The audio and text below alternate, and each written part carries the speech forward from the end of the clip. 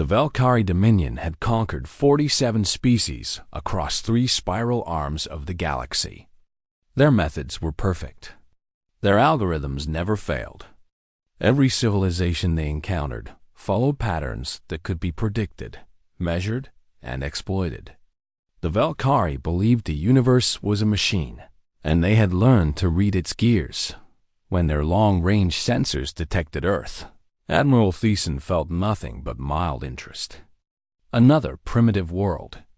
Another species to add to the Dominion's collection. She assembled a fleet of 200 vessels, which her advisors considered excessive for a civilization that had not yet discovered faster-than-light travel. But Thiessen believed in overwhelming force. It made the math simpler.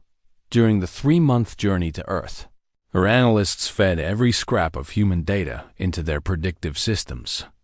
They intercepted radio signals, decoded television broadcasts, and mapped the planet's political structures. The algorithms processed everything and returned results that made no sense. There must be an error, Thiessen said, studying the readouts in her command chamber. The walls displayed cascading data streams in the pale blue light the Valkyrie preferred. Run the analysis again. Her chief analyst, a thin creature named Voth, bowed his elongated head. We have run it 17 times, Admiral. The results are consistent in their inconsistency. The problem was simple but impossible. Humans did not behave like a single species. They behaved like dozens of species sharing one planet. Some were aggressive. Some were peaceful. Some valued individual achievement above all else. Others sacrificed everything for their groups. Their leaders made decisions that contradicted their own stated goals. Their masses followed ideologies that changed between generations. The algorithms could not find a center, a core pattern that defined humanity. They are fractured, Thiessen decided. Divided. This will make them easier to conquer. Voth hesitated. Admiral, with respect, fractured species typically unite against external threats. Our models show chaos, Thiessen interrupted. Chaos is weakness. Proceed with standard protocols. The fleet dropped out of faster-than-light travel at the edge of Earth's solar system. They approached slowly, allowing the humans to detect them. This was tradition. The Valkyrie wanted their targets to see death coming. It softened resistance. Earth's governments responded exactly as Thiessen expected at first. Panic spread across the planet. Military forces mobilized. Leaders held emergency meetings. The Valkyrie broadcast their ultimatum on every frequency. Surrender unconditionally. And the human species would be permitted to survive as servants of the Dominion. Then the responses began arriving. The first came from a coalition of major nations. It was a formal rejection of the ultimatum, promising unified resistance. Thiessen nodded. This was standard. She prepared to escalate. The second response came from a different coalition, also claiming to speak for Earth. It accepted surrender. Terms but demanded favorable conditions. The third response came from a single nation that declared itself neutral and asked to open trade negotiations. The fourth was religious broadcast declaring the Valkyrie to be demons and calling for holy war. The fifth offered to betray the other nations in exchange for preferential treatment. By the time the 17th response arrived, a small island nation attempting to sell advertising space on the broadcast channel. Thiessen's command chamber had fallen silent. Her officers stared at their displays as if the machines had begun speaking nonsense. Which response is real? Thiessen asked. They all are, Admiral, Voth said quietly. Humans do not have a central authority. These are all genuine positions from different factions. Then who do we negotiate with? No one answered. As the Valkyrie debated their next move, something strange happened to their communication systems. The screens in Thiessen's command chamber flickered. Strange images appeared. Small furry animals doing absurd things. The footage repeated on every channel, blocking their ability to coordinate with the rest of the fleet. "What is this?" Thiessen demanded. "We are tracing the source," an officer reported. "It appears to be coming from the planet's surface. Someone has accessed our communication frequency." "Impossible. Our encryption is unbreakable." "Apparently not, Admiral. A single individual in a cold northern region has somehow broadcast these images directly into our network. The rest of the fleet is receiving the same transmission." Thiessen watched a small cat fall off a table and land on its feet. The image repeated. Then another cat appeared, this one wearing a piece of bread around its face.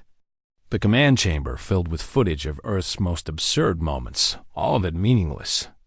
All of it interrupting critical military communications. "Shut it down," Thiessen ordered. "We are trying, Admiral. But every time we block one frequency, the transmission moves to another. The human appears to be adapting faster than our countermeasures." For the first time in her long career, Admiral Thiessen felt something she did not recognize. Later, she would identify it as doubt. She had expected resistance. She had expected fear, anger, desperation. She had planned for courage and cowardice, for unity and surrender. She had not planned for this. She had not planned for a species that could not agree on whether they were fighting, surrendering, praying, negotiating, or broadcasting pictures of animals while their world faced destruction. "Admiral," Voss said carefully, "perhaps we should request guidance from the Dominion. This situation is unprecedented." Thiessen turned away from the screens, where cats continued their endless parade. "No, we will proceed. Chaos is weakness. They will break." She was wrong. 6 months after the fleet's arrival, Admiral Thiessen stood in her command chamber and stared at casualty reports that should not exist. The Valkyrie had conquered 47 species. They had never lost more than a handful of ships in any campaign. Now, 60 vessels had been damaged or destroyed, and they controlled nothing. The problem was simple. Humans refused to follow patterns. Every successful occupation required understanding the enemy. The Valkyrie would identify leaders and eliminate them. They would find centers of resistance and crush them. They would learn what the conquered species valued and threaten those things. These methods had worked against every civilization they had encountered, against humans. They worked for exactly as long as it took for humans to change their approach dot in the first week. The Valkyrie identified and captured dozens of human military commanders. The resistance did not collapse. Instead, new leaders emerged, people with no military training, no official authority, nothing that marked them as important. A retired teacher organized a supply network across 3 continents. A teenager coordinated attacks using social media. A criminal syndicate turned its smuggling routes into a resistance pipeline. There was no head to cut off because the snake had grown 100 heads overnight. The Valkyrie tried to establish predictable occupation zones. They selected regions with clear boundaries, defensible positions, and concentrated populations. Within days, those zones became traps. Humans who had been fighting each other for generations suddenly cooperated against the invaders. Then, just as suddenly, some of them switched sides and offered to help the Valkyrie, but their help was worse than their resistance. They provided intelligence that led patrols into ambush. They suggested strategies that seemed logical but created disasters. The Valkyrie could not tell sincere collaboration from sabotage because the humans themselves seemed unclear on the distinction. The losses mounted in ways that defied military logic. A Valkyrie destroyer, one of the fleet's most powerful vessels, was crippled when a human cargo pilot flew his ship directly into its sensor array. The pilot had been cornered with no chance of escape. Any rational being would have surrendered. Instead, He broadcast his final moments to the entire planet, shouting words that the translation systems rendered as, "Watch this, everyone." The impact disabled the destroyer's ability to detect threats, and human fighters destroyed it within hours. 3 patrol ships vanished while investigating a distress signal. When search teams found the wreckage, they discovered the signal had been a trap built by a 12-year-old girl. She had found instructions on something called the Internet and assembled the device from household materials. When questioned, she explained that she wanted to see if it would work. She had no connection to any resistance group. She had simply been curious. A supply convoy was hijacked by a group that surrendered immediately after capturing the ships. During interrogation, they admitted they had no plan for what to do with the supplies.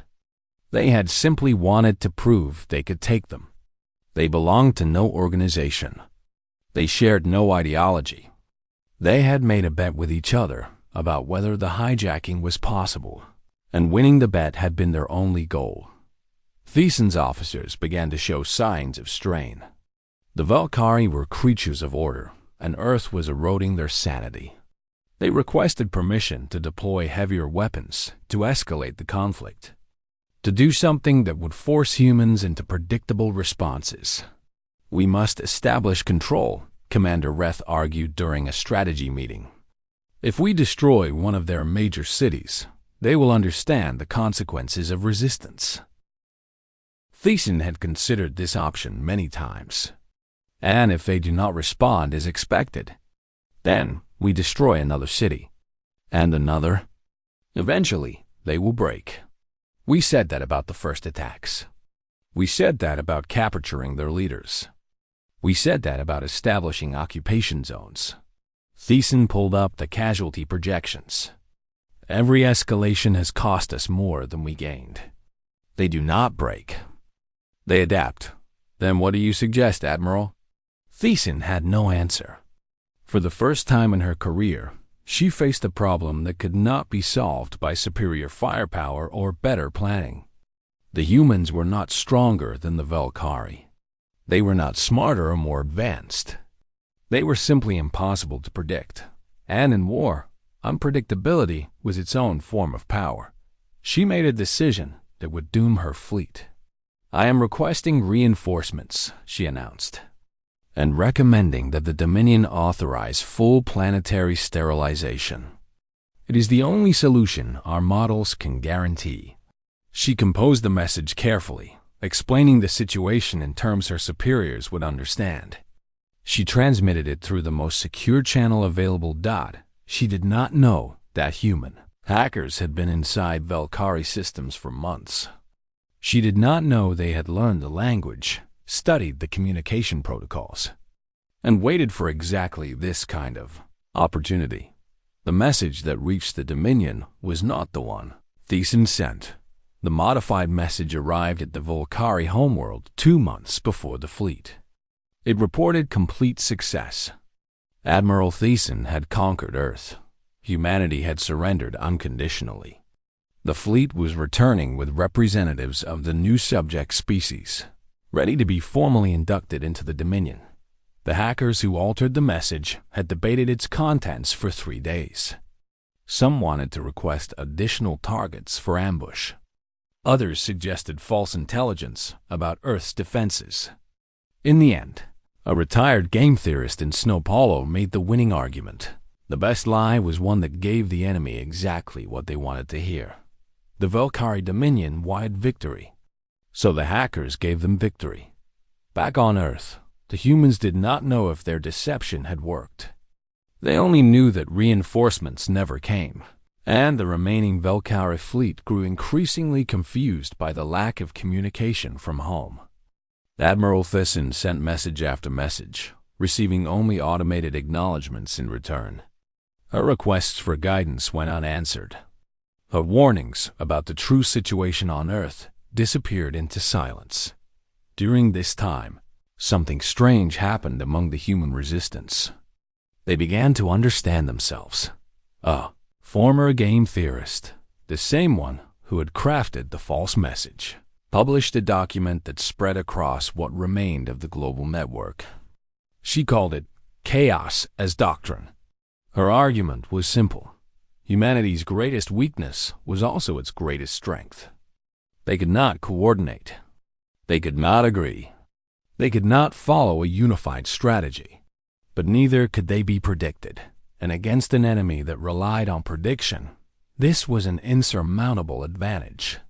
"Stop trying to organize," she wrote. "Let 1,000 strategies bloom. Let them contradict each other. Let them make no sense. The enemy's algorithms cannot process what the enemy cannot categorize." The document changed nothing and everything. Human resistance groups did not suddenly become more effective. They had never been ineffective. Instead, they stopped apologizing for their contradictions. They stopped trying to become something they were not. Admiral Thyssen, unaware of the philosophical shift occurring among her enemies, attempted to establish a predictable occupation zone in the Pacific Ocean. The region seemed ideal. Isolated islands, clear boundaries, limited population. If she could control even one small area of Earth, she could demonstrate progress to her superiors, assuming her superiors ever responded. Within a week, her Pacific operation faced attacks from 17 different directions. A coordinated naval assault struck from the west, using captured Valkyrie weapons with surprising skill. Thyssen's forces repelled it, but while they were engaged, a peace delegation arrived from the east. These humans claimed to represent a significant faction willing to accept Valkyrie rule in exchange for favorable terms. They were sincere, they genuinely wanted peace. Their presence forced Thyssen to divide her attention between military and diplomatic responses. As she negotiated with the peace delegation, a new religion emerged on several islands. Its followers declared the Valkyrie to be divine messengers and wished to serve them. They were helpful, eager, and absolutely disastrous. They provided food that caused allergic reactions in Valkyrie biology. They built structures that collapsed. They shared information about other humans that turned out to be completely false, not because they were lying, but because they genuinely believed their own mistakes. Their help was worse than any attack. Simultaneously, entrepreneurs arrived in small boats, offering to sell Valkyrie officers various human products. They were completely serious. They saw the invasion as a business opportunity, and could not understand why the aliens were not interested in purchasing recreational equipment or preserved foods. University sent a formal request for specimens. They wanted to study Valkyrie biology for academic purposes and promised to share their findings. A crowdfunding campaign organized through social media raised enough money to purchase and launch a missile at Thyssen's command ship. The missile was detected and destroyed, but its existence raised disturbing questions. These humans had not stolen a weapon. They had bought one through a system that apparently allowed ordinary citizens to pool their resources for military strikes. All of this happened within the same week, often within the same day, sometimes within the same hour. Thyssen's predictive algorithms stopped producing results. Not errors, simply nothing. The systems had been designed to find patterns, and they could not find patterns in noise. Earth was noise. Earth was static. Earth was the sound of a species that had never learned to sing in harmony and had accidentally discovered that discord was its own kind of music. "Admiral," Commander Reth reported one evening, his voice hollow, "we have lost another ship." "How?" "A human attached explosives to our hull during what appeared to be a routine trade negotiation. When our sensors detected the device, we evacuated the ship. The human then broadcast that the explosives were fake, but by then another group had boarded the abandoned vessel. They were not working together. The first human did not know about the second group. It was not a coordinated attack. Then what was it?" Reth had no answer. None of them did. the Valkyrie flagship emerged from faster-than-light travel above the Dominion's homeworld. Admiral Thiessen had abandoned Earth with her remaining 140 ships, leaving behind an unconquered planet and a shattered belief in Valkyrie superiority. She expected to face judgment for her failure. She expected anger, perhaps punishment. She did not expect what she found.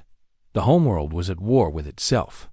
Debris fields floated in orbit, the remains of Valkyrie ships that had destroyed each other. Communications channels overflowed with conflicting orders, accusations, and declarations of authority.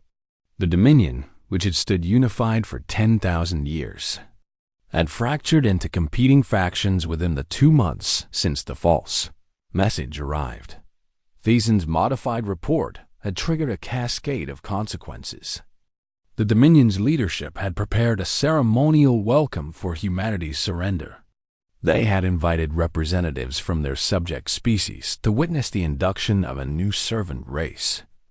But no humans arrived. When questions arose, different factions provided different answers. Some insisted the message was genuine and the humans were merely delayed. Others suspected deception and blamed their rivals for failing to verify the report. Old grievances, suppressed for centuries, erupted into open conflict.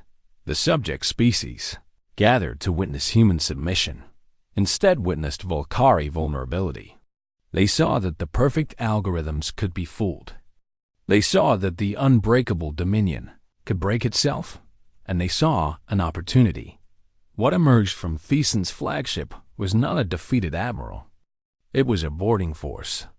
During the 3-month journey from Earth, humans had been busy.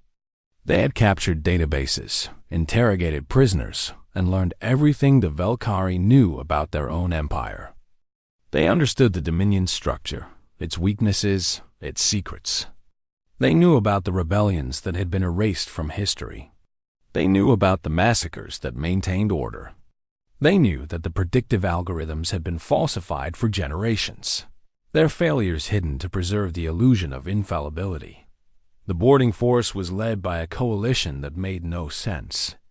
Soldiers from nations that had fought each other for centuries worked alongside hackers who had never held weapons. Intelligence agents from rival agencies shared information freely, their old conflicts irrelevant in the face of alien civilization. A podcaster documented everything, broadcasting to an audience that had grown to include several subject species. And at the center of it all was an elderly woman named Margaret Chen, who had refused to leave the flagship because, as she explained, "I'm not missing this." They did not attempt to conquer the Valkyrie homeworld. Conquest required control, and humans had learned they were not good at control. Instead, they destabilized Dot within hours. They had broadcast the Dominion's secrets to every subject species. Encrypted channels carried evidence of atrocities. Open frequencies played recordings of Valkyrie leaders admitting to the falsification of their predictive models. The humans offered no interpretation, no demands, just information. And an invitation.